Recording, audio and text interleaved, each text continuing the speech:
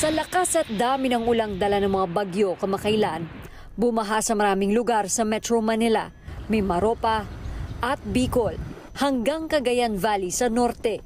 Kaya kinailangan magpakawala ng tubig ang ilang dam sa mga apektadong lugar. Ayon sa Pag-asa, normal lang na magpakawala ng tubig tuwing tag-ulan dahil mas peligrosong bumigay ang dam kung hahayaan itong mapuno at umapaw. Tanong ng marami, bakit hindi na lang nagpakawala ng tubig bago dumating ang bagyo o ulan? Medyo mahirap din kasi yung gano'n, parang nanghuhula ka. Ang ginagawa lang natin, pinupurkas lang po natin ng ulan. Lalo na po, pag lumihis ang bagyo, baka hindi tumama doon. Pagdating ng araw, wala na tayong makukuha ng tubig dahil wala palang pumasok na ulan.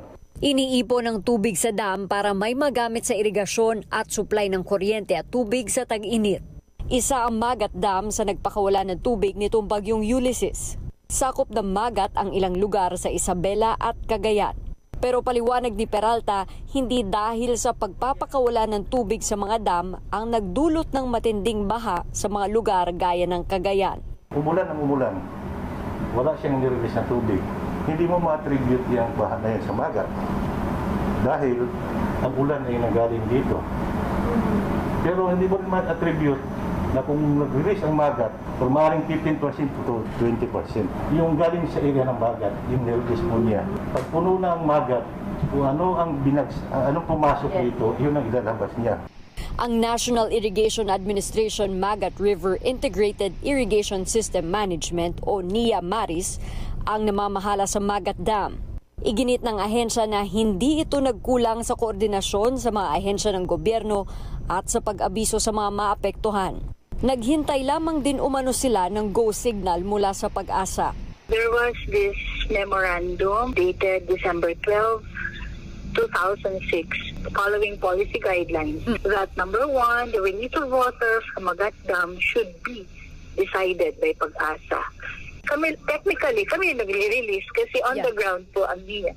Sila po yung magsasabi na, pwede nang mag-release. Kasi nga po, based on this directive. Base sa protocols, nag-i-issue na dapat ng warning ang NIA 6 na oras bago mag-release ng tubig ang dam. Sa bawat lugar na dadaanan po ng Magat River ay calculated ilang oras. Saturated na yung ground at saka yung nasa bundok natin. Kaya po ganun ang nangyari. We have documents to say hindi po tayo nagkulang. Sinabi ni DILG Secretary Eduardo Anyo sa teleradyo na iminumungkahi ng Metro Mayors na ipaubaya na sa NDRRMC ang desisyon sa pagpapakawala ng mga tubig sa dam. Multi-agency kasi yung NDRRMC. At any time, bago magkaroon ng mga ganyang plano, decision kung kailan bubuksan, kaya na makuha yung lahat ng data. Ang kinatatakot naman ng mga dam managers, paano kung hindi umulan? So at least, shared responsibility ito. Ayon sa geologist na si Dr. Mahar Lagmay, kailangan pa ng mas malawak na pagsasaliksik pagdating sa mga kalamidad para mas maayos ang impormasyong maipaparating sa mga tao. Aminado ang DENR na mas dapat paigtingin ang information campaign. Dapat din tiyakin na nasusunod ang geohazard maps ng mga flood-prone at landslide-prone area.